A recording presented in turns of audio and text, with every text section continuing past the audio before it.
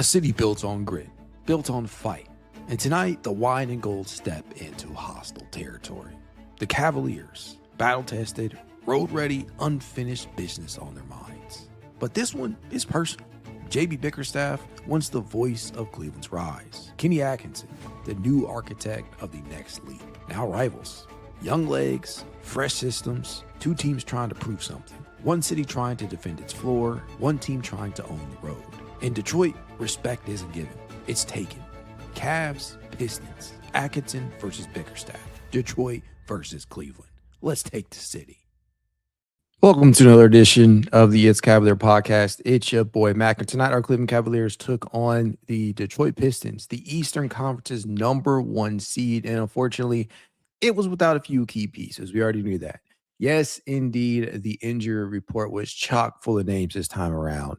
No Dean Wade, no Donovan Mitchell, and no Keon Ellis, no Max Strus. That left Cleveland with a less than ideal amount of bodies to throw out against a very physical Detroit Pistons team. But before we get into the details, do your boy a favor and smash that like button. Subscribe to keep the NBA content coming and hit that notification bell so you stay locked in all season. Let's dive in. All right.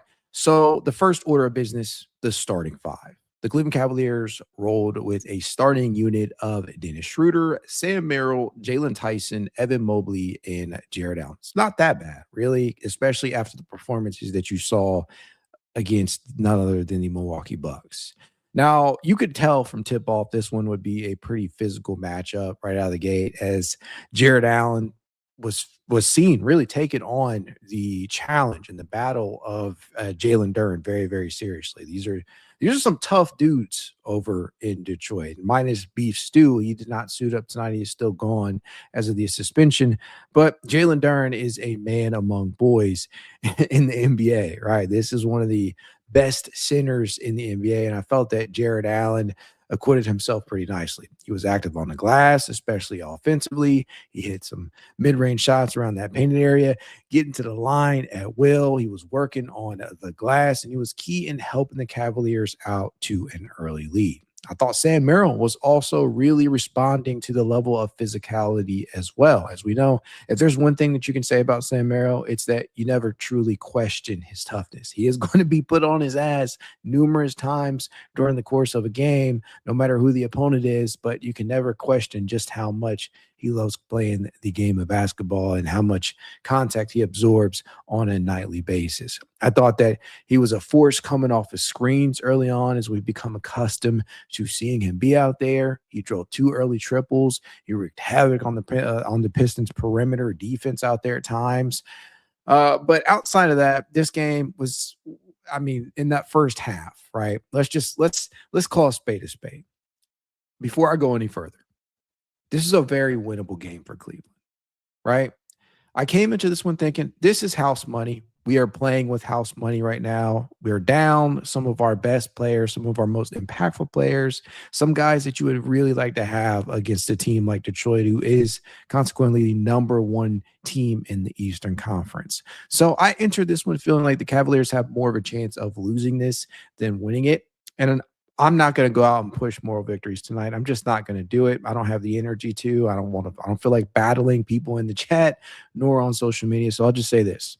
The Cavaliers had this one in hand. This was a pretty phenomenal performance for about the first 44 minutes of this. Basketball's 48 minutes traditionally without overtime. I thought for about the first 44 minutes, 45 minutes, this game should have been put away, and it was not. There was a lot of boneheaded issues down the stretch. You can argue about the officiating. I don't love to lean into that, but at the same time, yeah, there was an element of ref ball in this one too. But I am not going to sit up here and make it all about that one, because to be honest with you guys, I'm not all that pissed. Considering the context of this game, considering the magnitude, considering who was out and who was in there and some of the things that occurred during, I'm not all that pissed. I'm disappointed. I'm more disappointed than I am angry, because I felt like this is a game that the Cavaliers should have walked away with a W in, just because of a couple of things a couple of miscues they had down the stretch, like the Jalen Tyson turnover, like the fouling on the final possession of Detroit, Dennis Jenkins there's a lot of different things that led to Cleveland, like the missed free throws for Mobley and Craig Porter Jr. It sucks because it puts a massive damper on what could have been a phenomenal victory, a victory that could have been a signature win of the season without some of your star level talent out there. And for what it's worth, I do want to say this. I legitimately thought that this was a good end of this had multiple really solid individual performances. I'm going to start with the man that fouled out early, and he wasn't the only person to foul out early. Cade Cunningham also fouled out early. That's a key piece of this. But another key point, because this game did end up going to overtime, is Jarrett Allen.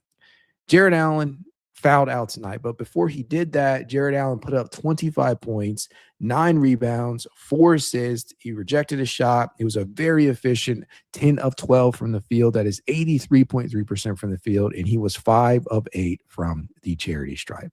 I honestly felt as if this ruined a massive Jarrett Allen performance.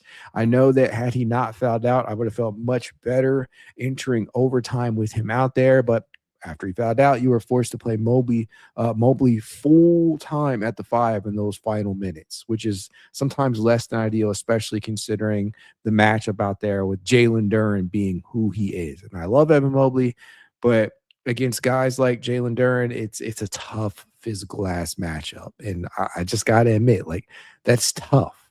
That is tough to see out there. I'm not pissed by any stretch of the imagination, but again, it is rather disappointing because I did feel like these guys had a really fantastic game for the most part. For about the first 44 to 45 minutes of this one, I thought this was a really solid performance. Evan Mobley, in his time out there, 23 points, 12 boards, an assist. He had 4 blocks. Massive defensive performance prior to overtime for Evan Mobley. He was 9 of 15 from the floor. That's 60%. He was 4 of 8 from three-point range. That is 50%. And he was just 1 of 2 on his 2 free throw attempts.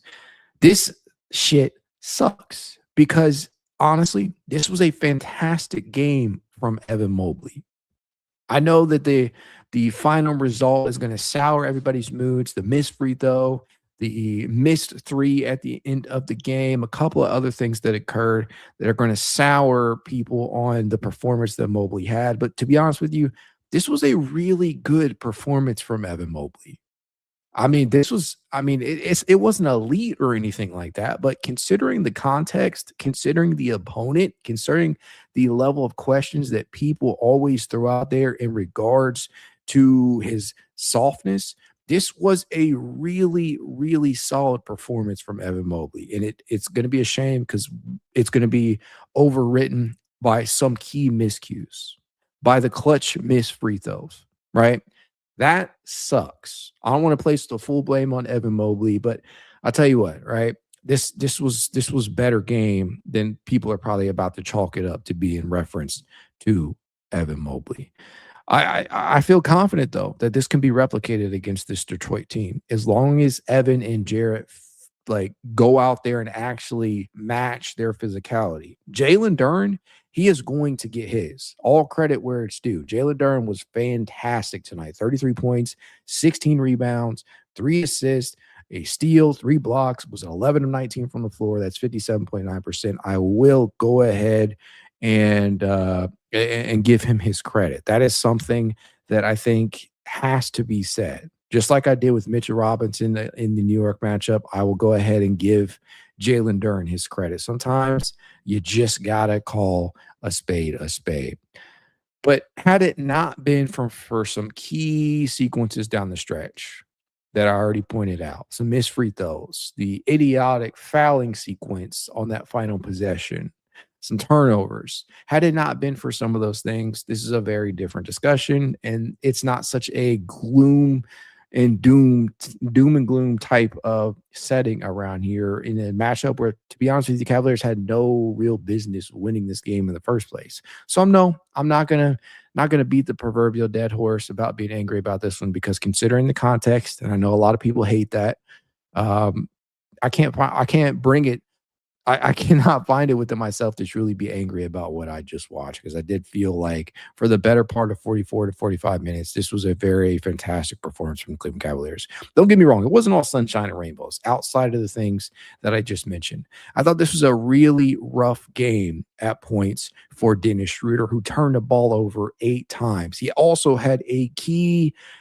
turnover where he tried to get the ball to Mobley, and obviously that did not work. Detroit snuffed that out in a heartbeat. You could see it happen as Mobley was rolling to the rim. I just knew that shit was going to be a turnover. He was just 4 of 15 from the field today. That is 26.7%, 0 of 2 from three-point distance, 8 total turnovers, right? He did deal out 9 assists, so I give him credit there, but he turned the ball over almost just as much. So the assist to turnover ratio was garbaggio today. He just sometimes I think this is the type of stuff you're going to get from Dennis. You'll have games like you did against Milwaukee where like he was phenomenal in that game, one of the lone bright spots from it. But you'll have performances like tonight where Dennis is kind of all over the place. The shot is not falling. He's not able to finish through contact, because he did get downhill or he'll get blocked. And that happened quite a few times tonight. Aside from that, somebody else that I wanted to have a really, really good conversation about tonight was Craig Porter Jr., but he certainly ruined that. I mean, I'll be honest, right? Let's get the good out of the way first. Craig Porter Jr., if I am not mistaken, now has somewhere in the neighborhood of 21 assists over his last 2 games. That's crazy, right? 21 assists over his last 2 games. That is what, 10 and a half. That's 10 and a half per game. That is great. The combination of his on-ball creation as it relates to the chemistry with Jarrett Allen and others, especially off of dump-off passes and out of the pick and roll and dribble handoff scenarios, that's great. That's phenomenal. The bad is Craig Porter Jr. routinely passing up open triples. There was a chance for Craig Porter Jr., believe it or not, within this game down the stretch to pull the trigger from deep. Nobody was near him. It was absolutely wide open. And what does Craig decide to do? He decides to put the ball on the floor, attack the non-existent closeout at that point, and enter enemy territory inside the painted area where he would be stymied. I mean, don't get me wrong. I love the fact that Craig Porter Jr. can drive the basketball. He can put the ball on the floor. I love the fact that he is somebody that you don't really have to worry about in reference to rim pressuring, because that was an area, Lord knows, we struggled with Lonzo Ball getting the bulk of those minutes. But it bites you in the ass at times too, because you can clearly tell that he is not comfortable taking that shot at times. So I'm not trying to pile on, but I'm trying to keep it a buck. I'm trying to be honest and transparent. I love Craig Porter Jr. to death, but that is still a massive flaw within his game. And that's a reason why you don't see him put up really big scoring totals. He can pass the ball really well. He has a really good vision out there. He can see plays develop, and that's why you get Allen rolling consistently when Donovan Mitchell and James Harden are not out there, and you don't miss too much of a beat in regards to the playmaking and facilitating and the pick and roll sets. But where he lags behind severely is the fact that he just won't pull the trigger when it's opportune at times. If the defense is giving you that shot, and I understand it, that he was 0 of 3 up to that point in the game, but to me, you have to be able to take that shot. I think the Cavaliers may have been down 3 at that point in the game. My memory's all over the place in the last couple of minutes of it, but I know certainly he had an open look at it, and he just did not attempt the shot. He put the ball on the floor, and I hate that. That, along with the free throws that were missed. Craig Porter Jr., if I'm not mistaken, he missed a very crucial free throw, 1 of 2. That hurt. Evan Mobley and Craig Porter Jr., that hurt. I'm looking for other bright spots here, and they're not hard to find because, again, this was a pretty solid performance, all things considered. I thought Thomas Bryant, considering he had to play 15 minutes and 44 seconds of action tonight, was a really solid third big tonight. 13 points from him, 8 rebounds, an assist. He was 5 of 12 from the floor, including 1 of 3 from three-point distance and 2 of 3 from the charity stripe. Again, had this game gone slightly differently, we'd be talking much differently, and we'd be looking at this type of performance from the Cavs big man, and we'd be thinking, man, that was really solid. And again, it is, don't get me wrong, but it's going to have a sour taste along with it as well because of the way the Cavaliers essentially gave this game away. And I'm not trying to get away from the general consensus here that the Cavaliers, like, this was, from a contextual standpoint, considering who wasn't out there, really solid performance. And I also will give Detroit credit for pulling off the comeback and taking advantage of the opportunities that the Cavaliers yielded them down the stretch. Don't want to take that away from them. That was great. But what I'll say is I legitimately felt as if this was more so a game that Cleveland gave away rather than Cleveland outright lost, right? Well, there's a game that Cleveland gave away rather than Pistons outright won. That's what I'm trying to say, right? All credit is due. They took advantage of the opportunities that Cleveland gave. But to me, considering the context, I still feel really good about this potential matchup. I do. No James, no Donovan, no Dean, who has notoriously been a really solid defender of Cade Cunningham. All of these guys are out. Still, obviously, no Max Strus, no Keon Ellis. I feel really good about potentially facing Detroit if the two teams get that far. Now, obviously, you have to understand Detroit is the number 1 seed. Cleveland right now is number 4. So the likelihood of these two facing off, I mean, it all just depends upon how far both advance in the playoffs. Obviously, they will not see each other in the first round. That just is what it is. Detroit is that good of a team. They will likely stay the number 1 seed. And I've said this time and time again, I don't think the Cavaliers will catch them. Boston, maybe, but I think Detroit might have the number 1 seed on lock. And I want to give them a ton of credit. You guys know I'm a huge fan of JB Bickerstaff, still one of my favorite coaches in the league. I know that the time in Cleveland didn't end that well, but it was time to move on. But I love the bounce back he has had with Detroit. He has really, truly turned that team around. So I want to give them their fair share of their credit. That's a phenomenal team over there, full of dogs, right? You don't question their physicality. You don't question their ability to muck things up out there and get gritty and try and pull out victories, because they've done that all season. Really, they did it last year too, which is a huge reason why they've transitioned to being the type of team they are. So all's fair there. Credit to the Detroit Pistons. Hopefully we continue to see both of these two teams win so that they can meet at a certain point.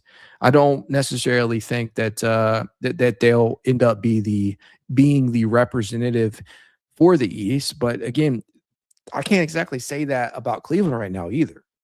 I just can't. We don't really know what the finished product is. Cleveland has not made it to the Eastern Conference Finals yet.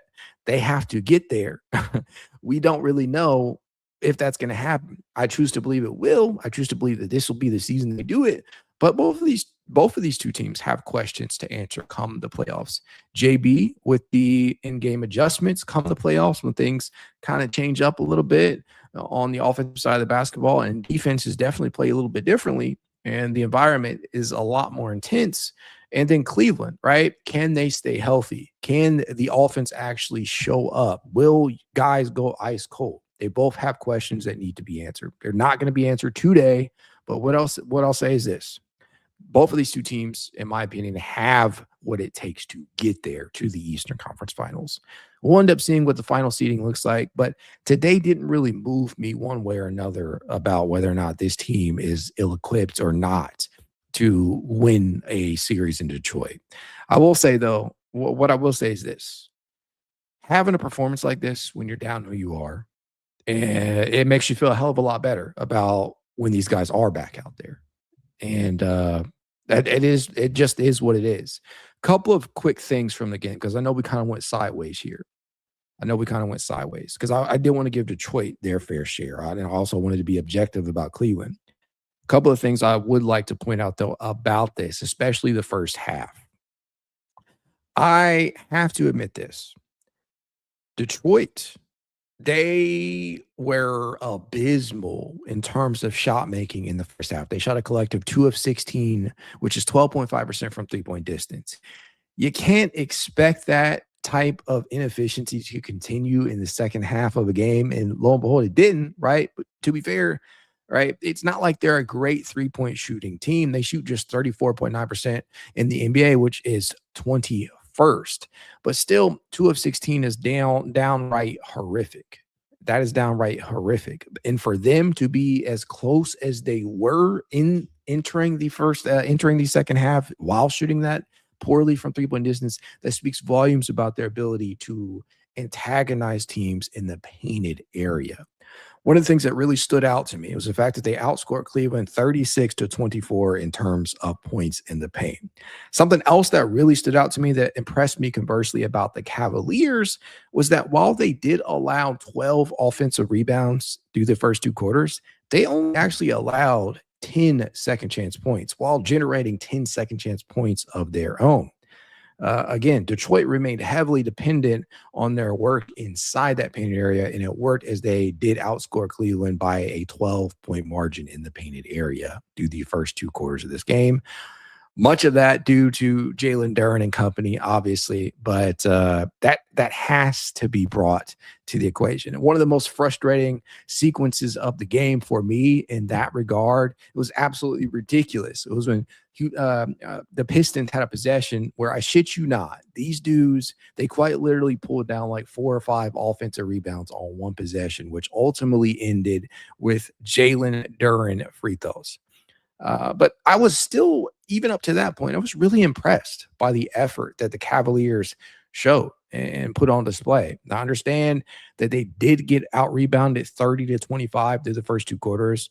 And there were definitely frustrating possessions like the one I just pointed out where they yielded too many offensive rebounds. But I was really impressed up to that point with what I saw. And even entering the third quarter, there were some pretty fun things going on, like the Evan Mobley posterization of Jalen Duren. I think I have that clip lined up here somewhere. I'm gonna see if I can find it. But it just goes to show you. It just goes to show you that even in performances like this, there are different things that tend to make you smile, right? Because there were certainly points throughout this game that were incredibly frustrating. There were points throughout this game where I legitimately felt as if Cleveland had more to figure out than Detroit did. Obviously, they were kind of, playing mostly at full strength, but I was really impressed with what I saw from Cleveland at various points throughout this game, given the context of it all, just because entering, I didn't feel like they would actually have a solid chance to win this, but they overcame that lack of star level talent out there that they usually have at their disposal, and they put together a solid performance. And I think that deserves something, that merits a little bit of something. It won't be taken away in general just because the Cavaliers they dropped this game, a very winnable one down the stretch. But at the end of the day, I mean, it's not all terrible. You're going to take away what you want from it, but I'm not all that pissed about what I saw out there tonight. I can't get to that point. It serves no purpose for me. I think here's the Mobley on Duren dunk.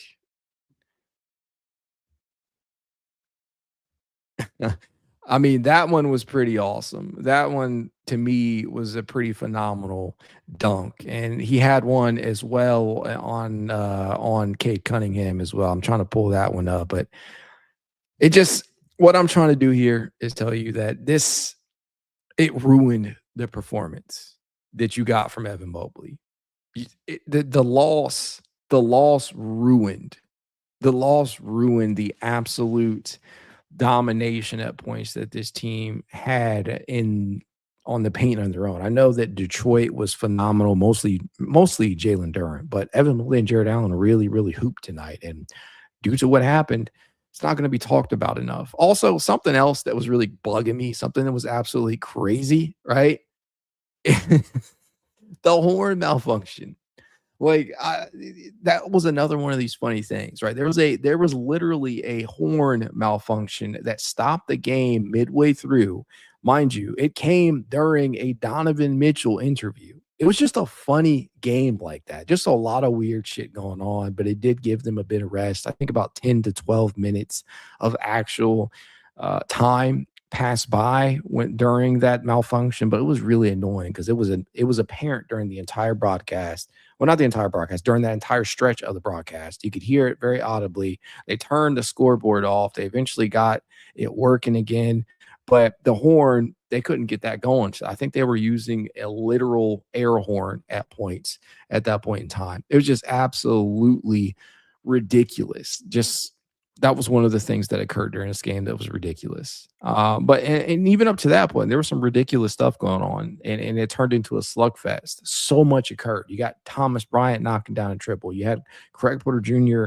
doling out pretty quality assist out there. You had Cade Cunningham wheeling and dealing on the opposite end.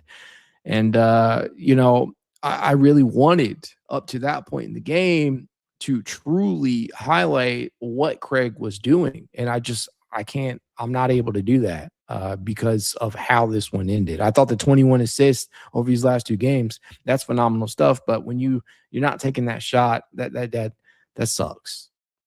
That truly sucks. That being said, let me go ahead and hop into the chat because I don't want to spend a entire night and the rest of my night rather harping on a game that, to be honest with you, I still feel really encouraged about. I know you guys might not, but I do. I truly do. Chasedown says, what the fuck are we doing? Detroit tech support. I assume you've probably been in here because I had the stream up early. HJ17 Gaming says, fuck that horn.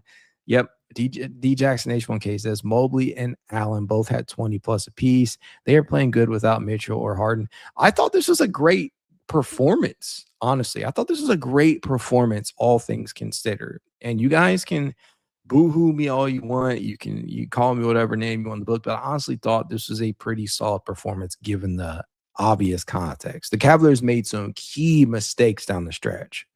Jalen Tyson, this is one that he should learn from. This is one that Craig Porter Jr. really needs to go back and look at the film and say, hey, I should have pulled that trigger when I had the shot. This is one where a number of other Cavaliers are probably going to have to look at the film and just face facts because they should have won this game. But I still feel really confident in this team's ability moving forward. This game could have gone much, much differently.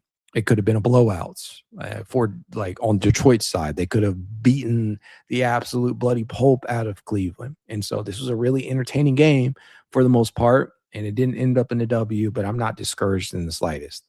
HJ17 Gaming says, Jalen, no.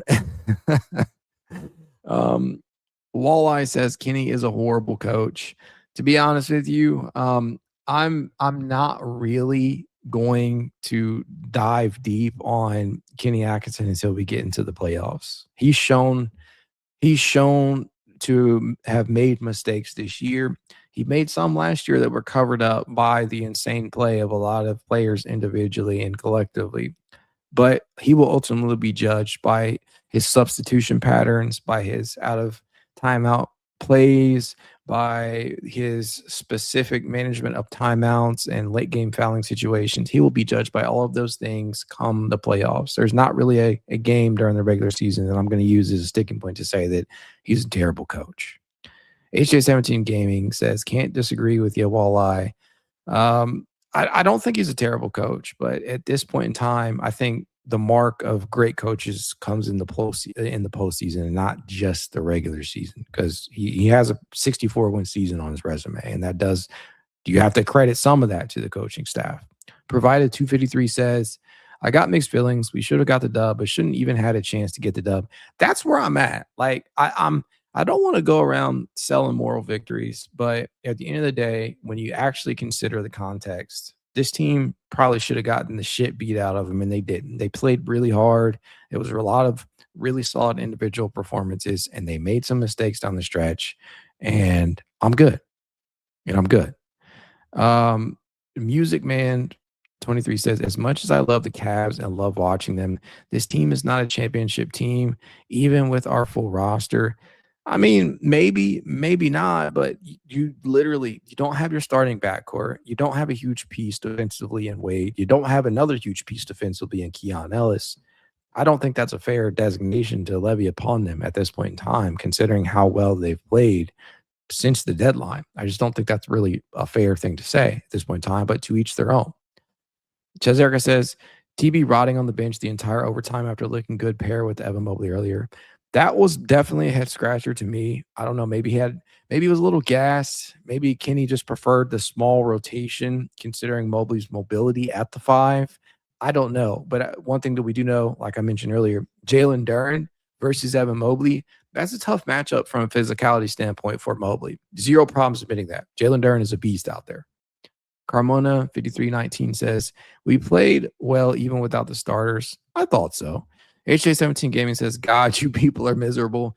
I mean, yeah, people are so dramatic after a loss like this. I understand like being disappointed because I am disappointed, but to be angry and to use this game as a sticking point for any narrative that people want to push, it doesn't really accomplish those things. If they would have won this game, it wouldn't have changed much about people's outcome of, oh, you got to do it in the postseason. No, it sucks to lose this way, but in my opinion, it's a good loss considering the context. Vincent Robinson says Bryant was the only one kept us in the game. I don't think he was the only reason they were in the game, but he certainly made a lot of plays out there. Again, really phenomenal performance, not like elite or anything, but a really solid performance from Thomas Bryant in his 15 minutes or so of action. Nolan says Bryant proved me right. I don't know why Kenny ignores him. I don't know why he doesn't play more. I think I made this point after the Knicks game where I legitimately felt that they could have used Bryant more in the Mitchell Robinson minutes. I think he's like he's the guy that you brought in for a lot of those types of matchups. But with Jarrett Allen playing as well as he did, with Evan Mobley playing as well as he did, finding minutes for Bryant, who only plays the 5, that's a little bit more difficult, especially if you want both. If you want both Mobley and Allen out there together at points, which I thought that in the minutes together, they did play pretty damn well. So that's the problem. It's not always a problem. Don't get me wrong. But when you have Mobley playing well and you have Jarrett Allen playing well in the same game, finding Thomas Bryant minutes, who's not positionally versatile, who can only play the 5, that's a difficult and tough ask. But for Bryant to have played 15 minutes, that's actually pretty good. The problem, though, is that in that overtime, you probably could have used him at least for a minute or two during that 5-minute stretch. I mean, that's just me being honest.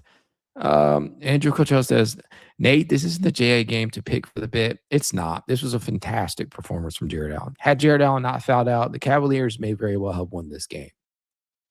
Basketball Gooner says, on the bright side, we don't have to see Wade slander getting spammed tonight. Yeah, the Wade slander comes in the form of, oh, did you see how well they play without him? That's where it comes. If like Spoke says, wonder when the last time the Pistons won season series against us. I would need to go back and check. I usually like to pull those things, but I will give them credit, right? JB has these guys playing phenomenal basketball over these last 2 seasons.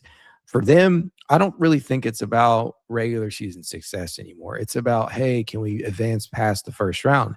Just like in the Cavaliers specific situation, it's not really about the play. It's not really about the regular season at this point. Just get a top 4 seed and make some noise in the playoffs. And at this point, after the James Harden trade, you essentially have to get to the finals. It's finals or bust after that.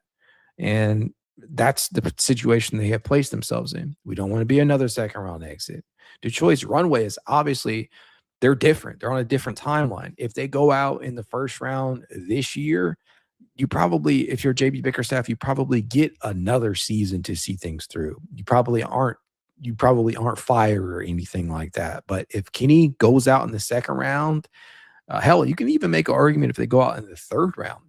Kenny Atkinson might be on the will be on the hot seat, if not fired outright.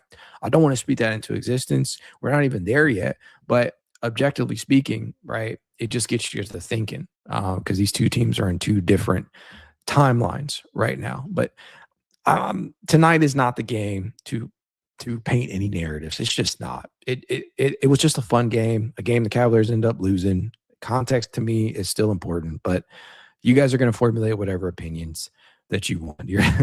It's y'all. It is whatever you want to believe. Cavs Move says if the Cavs don't sign me, we might be first or second round exits. If I'm just being honest, this team would go far. Okay. Tez Erica says, I don't like Kenny, but I don't think he should be fired either. Right. I'm not in the camp of I don't like Kenny. I think Kenny makes some questionable decisions at times, but I ultimately think that he will be judged by what he does in the playoffs, juxtaposed to what we are seeing during the regular season. That's all it's going to come down to. Truly. If Likes Book says, it's crazy Tyson still got haters over sensitive Sally's weeks ago, as most are celebrating on X about his unfortunate dumb play. I think it should be contextualized.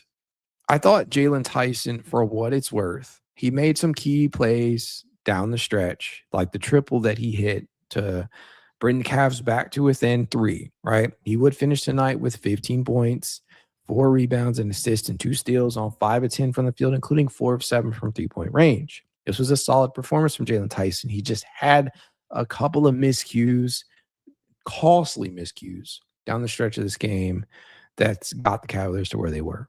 He wasn't the only culprit in that regard. So let's be fair, let's be objective. But for Tyson in specific, this has been a phenomenal season for him. I'm never going to use one game to truly formulate an opinion about any individual players because Tyson has had a great season so far. He has been in and out of the starting lineup. Kenny has asked a lot of him. I didn't love the comments about the having to earn it again because I thought that he has earned every single bit of play time that he has. But, I mean, it was an L. That's really all it is. Just an L. I'm not going to sit up here and be too pissed about it, though, because I think context is important, and I know that gets lost a lot of times, but it is what it is. If you're still here by chance, do your boy a favor, hit that like button, subscribe to the It's Cavalier podcast. If you're not yet a subscriber, do the same for Positive Hooper. Hype the video up. It definitely helps people find it in the algorithm, all that good stuff. If you want to support the show in a small but helpful way, consider becoming a member over on Patreon. You can do so on YouTube as well for as low as $1. And that's really that. that is really all my takeaways from this game. I cannot bring myself to be too pissed. I'm just disappointed, if anything. That's really it. That truly is all the energy that I can spare on this one. To me, though, the one last thing that I want to point out, really solid performance from Sam Merrill. 20 points from him, 6 of 14 from the floor, 4 of 10 from the field, or 4 of 10 from three-point distance. I thought this was a really solid performance from Sam Merrill tonight. And again, he was one of 3 Cavaliers to score 20-plus tonight. Guys, this game had a few things gone a little bit differently. We'd be talking about this in such a different light because individually, outside of a couple of small mistakes that compounded, this is a really solid performance. And I'll just leave it with that. I will leave you guys. I will leave you guys with that. I don't want to continue to push more victories. And I know I said I wouldn't, but it's kind of impossible not to, considering what happened in this game. But sleep on it. It's gonna be okay. This team is just fine. We don't need to be talking about firing coaches. We don't need to be talking about trading players. We don't need to be talking about this team doesn't have what it takes to get to the finals. It's all about context. It's all about context. Get some sleep. Go Cavs.